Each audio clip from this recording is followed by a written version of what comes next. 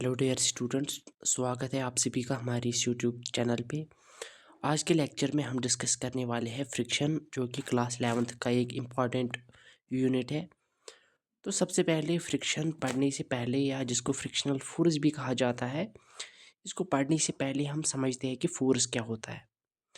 So force is defined as the type of physical quantity that changes the state of body but not necessarily. In other words, force is simply push or pull. Force क्या है? ये एक physical quantity है। Physical quantity हम ऐसी quantity को कहते हैं जो कि मेजरेबल हो। फॉर एग्जांपल, मास को हम मेजर कर पाते हैं, इसीलिए उस mass will be regarded as physical quantity. Length को मेजर कर पाते हैं तो लेंथ भी क्या है? फिजिकल क्वांटिटी है। इसी तरह से फोर्स को भी मेजर कर पाते हैं, इसीलिए फोर्स भी क्या है? एक फिजिकल क्वांटिटी है। इसका पर्पस क्या होता है? फोर्स का ये करता क्या है? फोर्स चेंज करती है state of body but not necessarily. Means अगर कोई बॉडी रेस्ट में होगा तो अगर आप उस पर फोर्स अप्लाई करोगे तो वो मोशन में आ सकता है, और अगर कोई बॉडी मोशन में है ऑलरेडी, आप उस पर फोर्स अप्लाई करोगे तो वो रेस्ट में आ सकता है। लेकिन ये ज़रूरी नहीं है। मान लो कि आप कोई चलता हुआ ट्रक आ रहा है, आप उस पर फोर्स लगा रहे हो आगे से, तो क्या वो रुकेगा? नहीं, वो नहीं रुकेगा। इसीलिए वहाँ पे भी आप फोर्स लगा रहे हो, बट जो सामने वाला ऑब्जेक्ट है वो नहीं रुक रहा, उसका स्टेट चेंज नहीं हो रहा है। इसीलिए मैंने लिखा है कि ये स्टेट ऑफ बॉडी चेंज कर सकता है। फिजिक्स में स्टेट जो है वो दो तरह से डिफाइन किया जाता है। एक तो होता है स्टेट ऑफ रेस्ट और state of motion. Mean state दो तरह का होता है, स्टेट ऑफ रेस्ट और state of motion. State of rest क्या होता है? जब एक बॉडी रेस्ट पे होगी, कंप्लीटली रेस्ट पे होगी। और स्टेट ऑफ मोशन क्या होता है? जब एक बॉडी में क्या होगा? मोशन होगा, जब वो रेस्ट पे नहीं होगी। ठीक है ना? जब velocity not equal to zero होगी। इसीलिए हम कहते हैं कि नॉट नेसेसरीली भी हो सकता है, क्योंकि अगर सामने वाला ऑब्जेक्ट रुके ही ना जब उस पर फोर्स अप्लाई करे, तो वहाँ पे भी वो फोर्स लगा रहे, बट वो मतलब आप कह सकते हैं कि इफेक्टिव फोर्स नहीं है, वो उसको रुकाने की क्षमता उसमें नहीं है। ठीक है ना? तो जो अब ये फोर्स है, ये बहुत सारे टाइप्स का होता है। फोर्स कॉन्टैक्ट फोर्सेस होते हैं, नॉन कॉन्टैक्ट फोर्सेस, या जिनको फील्ड फोर्सेस भी कहा जाता है। तीसरा type of force weak forces होते हैं, and next one is nuclear forces. Contact forces क्या होता है? देखो, फॉर एग्जांपल मैंने यहाँ पे एक एग्जांपल लिखी है। आप यहाँ पे ये बॉक्स देख सकते हो और ये लड़का देख सकते हो। अब जब ये लड़का इसके साथ कांटेक्ट में आएगा, जब भी इस पे हाथ रखेगा, तब दो बॉडीज के बीच कांटेक्ट हुआ। मीन्स इस ब्लॉक और इस मैन के बीच क्या हुआ? कांटेक्ट हुआ। तो वो फोर्सेस जो सिर्फ तभी अप्लाई होते हैं, जो तभी इनटू बीइंग आते हैं, जो तभी बॉर्न होते हैं, या तभी जो है वो उनकी सिग्निफिकेंस सिर्फ वहीं पे होती है जब दो बॉडीज़ एक दूसरे के साथ कांटेक्ट में होती है। ऐसे टाइप ऑफ फोर्सेस को क्या कहते हैं? कांटेक्ट फोर्सेस कहते हैं। अब मान लो कि जो सन और मून है, उनके बीच भी एक फोर्स है, ठीक है ना? बट वो नॉन कांटेक्ट फोर्स है। नॉन कांटेक्ट फोर्स कैसे है? जैसे उनके बीच ग्रेविटेशनल फोर्स है। ग्रेविटेशनल फोर्स में ये ग्रेविटेशनल फोर्स दो ऐसी बॉडीज़ के बीच अप्लाई होता है जिनके पास मास होता है। तो सन के पास भी मास है, अर्थ के पास भी मास है, मून के पास भी मास है। तो वो एक दूसरे पर, कोई भी बॉडी लो, सन लो, मून लो, अर्थ लो, कोई भी दो बॉडी आप इनमें ले सकते हो। ठीक है ना? फॉर एग्जाम्पल अर्थ और सन के बीच देखते हैं, तो दोनों के पास मास है, इसीलिए वो एक दूसरे पर ग्रेविटेशनल फोर्स अप्लाई करेंगे। वो कैसे करते हैं? वो एक्चुअल में सन भी अपने अराउंड एक फील्ड बनाता है, अर्थ भी अपनी सराउंडिंग में एक क्या करता है? फील्ड बनाता है।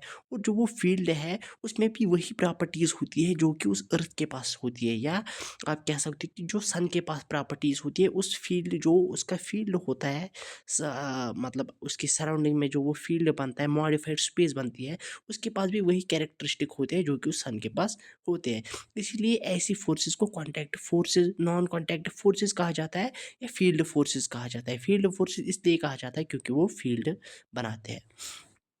इसके बाद वीक फोर्सेस है। वीक फोर्सेस हमें यहाँ पे स्टडी नहीं करने हैं, हमें ये केमिस्ट्री में पढ़ने होते हैं। जैसे क्लास 10th में आपने पढ़ा होगा वैन डर वाल्स फोर्सेस, जब ग्रेफाइट पढ़ते हैं, ठीक है ना? उसमें वैन डर वाल्स फोर्सेस उन लेयर्स के बीच होती है। वैसे टाइप ऑफ फोर्सेस को हम वीक फोर्सेस कहते हैं। और न्यूक्लियर फोर्सेस क्या होते हैं? जो कि सिर्फ न्यूक्लियस में एक्ट करते हैं, ये कहीं बाहर आपको नहीं मिलेंगे। ये रिगार्ड किए जाते हैं as a shortest, strongest short range forces, ठीक है ना? जो सिर्फ अट्रैक्टिव होती है। मतलब आप कहोगे कि सर, जो जो प्रोटॉन है, अगर वो प्रोटॉन के साथ मतलब प्रोटॉन तो प्रोटॉन को रिपल करेगा, लेकिन एक्चुअल में ऐसा नहीं है। उनमें नेगेटिव पाई मीज़ान जो है वो उनका एक्सचेंज होता है। इसीलिए जब भी आप न्यूक्लियर फोर्सेस पढ़ोगे वहाँ पे सिर्फ अट्रैक्टिव फोर्सेस मिलेंगे आपको। मीन्स प्रोटॉन प्रोटॉन को अट्रैक्ट कर रहा होगा, प्रोटॉन न्यूट्रॉन को अट्रैक्ट कर रहा होगा। सर न्यूट्रॉन तो न्यूट्रल है, बट वो भी न्यूक्लियस पे वो भी क्या है, वो भी अट्रैक्ट करता है प्रोटॉन या न्यूट्रॉन को, ठीक है ना। ऐसे टाइप ऑफ फोर्सेस को न्यूक्लियर फोर्सेस कहते हैं। अब फ्रिक्शन जो है, फ्रिक्शन भी एक तरह का कॉन्टैक्ट फोर्स ही है। ये तभी क्या करता है, ये तभी एक्ट करता है जब दो बॉडीज एक दूसरे के साथ कॉन्टैक्ट में होते हैं। और इसका पर्पज़ क्या है, ये अपोज करते हैं रिलेटिव मोशन और tendency of relative motion. Sir ये रिलेटिव मोशन हमें समझ नहीं है, रिलेटिव मोशन क्या होता है। फॉर एग्जाम्पल मान लो मैं आपको एक एग्जाम्पल देता हूँ। यहाँ पे मैंने तो एग्जाम्पल यहाँ पे रखे हैं। मान लो कि ये आगे जो साइकिल है जिसका वेलोसिटी है 20 मीटर पर सेकंड, जिस पे मैं कुछ घुमा रहा हूँ, ठीक है ना। और पीछे वाला जो है ये बंदा, इसकी वेलोसिटी है 0 मीटर पर सेकंड, मीन्स ये रेस्ट पे है। अब काम इसका मान लो नाम है कामरान और इसका मान लो नाम है जैद। अब कामरान राइड कर रहा है bicycle with 20 metre per second, और जो जैद है वो वेलोसिटी उसकी 0 है, वो रेस्ट पे है, ठीक है ना। अब अगर जैद के हिसाब से देखा जाए, जैद के अकॉर्डिंग देखा जाए, तो जो कामरान की वेलोसिटी होगी वो 20 मीटर पर सेकंड होगी, क्योंकि वो 20 मीटर पर सेकंड से उससे दूर जा रहा है, जैद से दूर जा रहा है, ठीक है ना। अब अगर दूसरी बात कर लेते हैं, दूसरी एग्जांपल देख लेते हैं, उस पे कामरान की वेलोसिटी फिर से वही है 20 मीटर पर सेकंड, बट अब जैद ने दौड़ना स्टार्ट किया टुवर्ड्स कामरान और with a velocity of 5 meter per second. अब होगा क्या कि जो जैद है, अकॉर्डिंग टू जैद, हमें एक गोल्डन पॉइंट यहाँ पे याद रखना होगा कि जो ऑब्जर्वर होता है, ऑब्जर्वर यहाँ पे जैद को मान लेते हैं हम। जो ऑब्जर्वर होता है वो हमेशा अपने आप को रेस्ट पे एज्यूम कर लेता है, ठीक है ना। अब जैद भी दौड़ना स्टार्ट किया और कामरान भी दौड़ना स्टार्ट किया, बट जैद तो यहाँ पे ऑब्जर्वर है, इसकी वेलोसिटी 5 मीटर पर सेकंड है, बट ये खुद को कहेगा कि नहीं मैं रेस्ट पे हूँ, ठीक है ना। ये खुद को एज्यूम करेगा कि मैं रेस्ट पे हूँ। इसीलिए जो ये 5 मीटर पर सेकंड है ना, ये वो कामरान पे अप्लाई करेगी। सर कैसे अप्लाई करेगा, आप रियल लाइफ में भी इसको देख सकते हो। मान लो कि कोई बंदा 20 मीटर पर सेकंड से जा रहा है, आप उसके पीछे दौड़ रहे हो 5 मीटर पर सेकंड से, तो आपको आपके अकॉर्डिंग उसकी वेलोसिटी क्या होगी, न्यू वेलोसिटी, उसकी न्यू वेलोसिटी सिर्फ 50 मीटर पर सेकंड ही होगी, क्योंकि आप खुद भी 5 मीटर पर सेकंड से दौड़ रहे हो। वो आप उस मतलब उसकी वेलोसिटी में से माइनस करोगे। इसीलिए आप भी इसमें क्या करोगे, इसमें उसकी वेलोसिटी से माइनस करोगे। अगर सेम डायरेक्शन में दौड़ रहे होंगे, अगर अपोजिट डायरेक्शन में दौड़ रहे होंगे, तो उसमें जो है वो साइन चेंज होता है। रिलेटिव मोशन भी ऐसे ही होता है। रिलेटिव मोशन क्या होता है, किसी बॉडी की motion according to any observer. ये ऑब्जर्वर पे डिपेंड करता है, फ्रेम ऑफ रेफरेंस पे डिपेंड करता है। फ्रेम ऑफ रेफरेंस एक ऐसा पॉइंट होता है जहाँ पे एक ऑब्जर्वर बैठ के मोशन को ऑब्जर्व कर रहा होता है, ठीक है ना। इसीलिए रिलेटिव मोशन क्या होती है, ये एक ऐसी मोशन होती है जो कि डिपेंड करती है कि ऑब्जर्वर बैठा कहाँ पे है। देखो, अगर ये वाला केस देखा जाए, इसमें कामरा की वेलोसिटी 20 मीटर पर सेकंड थी, और सेकंड के एग्जाम्पल में भी कामरा की वेलोसिटी 20 मीटर पर सेकंड ही है। लेकिन ऑब्जर्वर के हिसाब से इसमें कामरा की वेलोसिटी है 20 मीटर पर सेकंड, और इसमें है 50 मीटर पर सेकंड। इसी को हम रिलेटिव मोशन कहते हैं, किसी के अकॉर्डिंग। ये मतलब ये जो मोशन टर्म्स है, ये इसकी जो रिलेटेड इसके टर्म्स है मोशन, ठीक है ना। इसके मान लो वेलोसिटी है, एक्सेलरेशन है, इसकी जो भी टर्म्स जो है वो मतलब इसके रिलेटेड टर्म जो है वो सारे क्या होते हैं, रिलेटिव होते हैं, ठीक है ना। अब ये क्या करता है, फ्रिक्शन ये अपोज करता है इसी रिलेटिव मोशन को। रिलेटिव मोशन के अलावा ये टेंडेंसी ऑफ रिलेटिव मोशन को भी अपोज करता है। Sir tendency of relative motion का मतलब क्या है, मान लो ये ब्लॉक है, आप इस पे फोर्स अप्लाई कर रहे हो, लेकिन ये अपने जगह से मूव नहीं कर रहा है, तो इसका मतलब क्या है, इसका मतलब है कि जो फ्रिक्शनल फोर्स है वो इस पे अभी भी अप्लाई एक्ट कर। बट प्रॉब्लम कहाँ पे आ रही है, प्रॉब्लम यहाँ पे आ रही है कि जो अप्लाइड फोर्स है उसमें इतनी कैपेबिलिटी नहीं है, उसमें इतनी क्षमता नहीं है कि वो उस ब्लॉक को अपनी जगह से मतलब डिस्प्लेस कर ले, ठीक है ना। इसीलिए यहाँ पे भी फ्रिक्शनल फोर्स अप्लाई हो रहा है, लेकिन जो अप्लाइड फोर्स है ना, वो उसके इक्वल ही होता है, मतलब जितना आप अप्लाइड फोर्स लगा रहे हो उतना ही यहाँ पे फ्रिक्शनल फोर्स भी लग रहा होता है। लेकिन इस अप्लाइड फोर्स में इतनी कैपेबिलिटी नहीं है, इतनी क्षमता नहीं है कि वो इस बॉक्स या इस ब्लॉक को अपनी जगह से डिस्प्लेस कर ले, ठीक है ना। इसी को हम क्या कहते हैं, इसी को हम कहते हैं टेंडेंसी ऑफ रिलेटिव मोशन, मतलब उसमें क्षमता है रिलेटिव मोशन में आने की, लेकिन जो वो फ़ोर्स आप लगा रहे हो वो इतना, मतलब वो उतना नहीं है, ठीक है ना, जिससे वो रिलेटिव मोशन में आ जाए। ओके, इसके बाद हमें पढ़ना है टाइप्स ऑफ फ्रिक्शन। अब फ्रिक्शन जो है ये बहुत सारे टाइप्स के होते हैं, मेनली दो तरह का होता है, एक तो है स्टैटिक फ्रिक्शन और दूसरा है kinetic friction. Sir static friction क्या होता है? Static friction is the force that prevents two surfaces from moving relative to each other when they are at rest. It can be thought of as the force that balances the applied force to keep an object stationary. ये थोड़ा सा definition जो है वो difficult words में लिखी गई है, लेकिन मैं आपको जो है सिंपली ये समझाता हूँ, फिर मैं ये डेफिनेशन भी आपको समझाता हूँ। स्टैटिक फ्रिक्शन एक ऐसी फ्रिक्शन होती है जो कि तभी अप्लाई करती है जब आप एक ब्लॉक पे फोर्स अप्लाई कर रहे हो। मान लो ये जो ऊपर ब्लॉक दिया है, आप अप्लाइड फोर्स लगा रहे हो, आप फोर्स अप्लाई कर रहे हो, लेकिन ब्लॉक अपनी जगह से डिस्प्लेस नहीं हो रहा है। ब्लॉक अपनी जगह से डिस्प्लेस क्यों नहीं हो रहा है? क्योंकि जो इस पे फ्रिक्शनल फोर्स लग रहा है वो भी उतना ही लग रहा है जितना आप फोर्स अप्लाई कर रहे हो। ऐसी टाइप ऑफ फोर्स जिसमें जितना आप अप्लाइड फोर्स लगा रहे हो उतना ही फ्रिक्शनल फोर्स वापस लग रहा है, और जो बॉडी है वो अपनी जगह से डिस्प्लेस नहीं हो रही है। ऐसे टाइप ऑफ फ्रिक्शनल फोर्स को क्या कहते हैं? स्टैटिक फ्रिक्शनल फोर्स या स्टैटिक फ्रिक्शन, ठीक है ना। और अगर कोई भी आपसे कहे कि सर स्टैटिक फ्रिक्शन की कोई फार्मूला होती है निकालने की, तो नहीं, इसकी कोई फार्मूला नहीं है। इसकी डायरेक्टली ये किसके इक्वल होता है? जितना फोर्स पे अप्लाई कर रहे हो, तो स्टैटिक फ्रिक्शन का वैल्यू उतना ही होगा जितना अप्लाइड फोर्स होगा। यहाँ पे आप ये क्या कह रहा है? ये कह रहा है कि स्टैटिक फ्रिक्शन एक ऐसा फोर्स है जो कि प्रिवेंट करता है दो सरफेसेस को from moving relative to each other. मान लो मैं किसी ऑब्जर्वर को इस ग्राउंड पे रखता हूँ, ठीक है ना, यहाँ पे रखता हूँ, इस ग्राउंड पे रखता हूँ। अब अगर वो ब्लॉक की तरफ देखेगा तो वो उसको लगेगा कि अगर ये बंदा इस पे फोर्स भी लगा रहा होगा, उसको लगेगा कि ब्लॉक रेस्ट पे ही, क्योंकि ये अपनी जगह से मूव नहीं कर रहा है। अब मान लो कि मैं किसी ऑब्जर्वर को इस ब्लॉक के ऊपर रखता हूँ, अब उसके अकॉर्डिंग जो ग्राउंड है क्या वो मूवमेंट करेगा? नहीं, वो भी मूवमेंट नहीं करेगा, क्योंकि ये जो फोर्स लगा रहा है उसमें इतनी कैपेबिलिटी नहीं है कि वो इस ब्लॉक को मूव करवाए, इसीलिए उसके अकॉर्डिंग भी ग्राउंड किस पे होगा? रेस्ट पे होगा। तो इसी को हम क्या कहते हैं? इसी को हम कहते हैं कि जो दो सरफेसेस है उसको प्रिवेंट करने के लिए यही जो स्टैटिक फ्रिक्शन होता है, यही उसको, मतलब ये ऐसा फोर्स होता है जो कि प्रिवेंट करता है दो सरफेसेस को from relative to each other. Relative to each other का मतलब क्या है कि इसके अकॉर्डिंग भी जो इसकी वेलोसिटी होगी वो ज़ीरो होगी, और इसके अकॉर्डिंग भी ग्राउंड की जो वेलोसिटी होगी वो ज़ीरो होगी, ठीक है ना, उन ऑब्जर्वर के हिसाब से। ओके, अब लिमिटिंग फ्रिक्शन क्या होता है? Limiting friction type of friction नहीं होता है। लिमिटिंग फ्रिक्शन एक्चुअल में maximum value of static friction ही कह सकते हो। मतलब जब जब एक body on the verge of motion होती है, जब उसमें वो थरथराहट होती है, जब वो वाइब्रेशन होती है, मीन्स कि वो on the verge of motion, आप अगर आप थोड़ा सा फोर्स और लगाओगे तो वो मोशन में आ जाएगा। उस वक्त जो टाइप ऑफ फ्रिक्शन उसमें होती है उसको हम लिमिटिंग फ्रिक्शन कहते हैं। मान लो कि ये ऑब्जर्वर जो है, या ये जो इस पे फोर्स अप्लाई कर रहा है, जब ये इस पे फोर्स अप्लाई कर रहा है ये मूव नहीं कर रहा है। अब मान लो कि ये थोड़ा सा और इस पे फोर्स अप्लाई करेगा, और जो ये है ये ब्लॉक ये मोशन में नहीं आएगा, बल्कि इसमें वो थरथराहट होगी। अगर आप थोड़ा सा आप इसको और फोर्स लगाओगे तो ये मोशन में आएगा। उस वक्त जब ये on the verge of motion होती है, जब इसमें वो वाइब्रेशन पैदा होती है, ठीक है ना, थोड़ा सा अगर और फोर्स लगाओगी तो ये मोशन में आता है। उस टाइम पे जो फ्रिक्शनल फोर्स अप्लाई होती है उसको हम लिमिटिंग फ्रिक्शनल फोर्स या लिमिटिंग फ्रिक्शन कहते हैं, ठीक है ना। ये डायरेक्टली आप नहीं कह सकते हो कि अप्लाइड फोर्स के इक्वल होता है, बट इसके लिए एक फार्मूला होती है, मैं आपको यहाँ पे लिख के देता हूँ।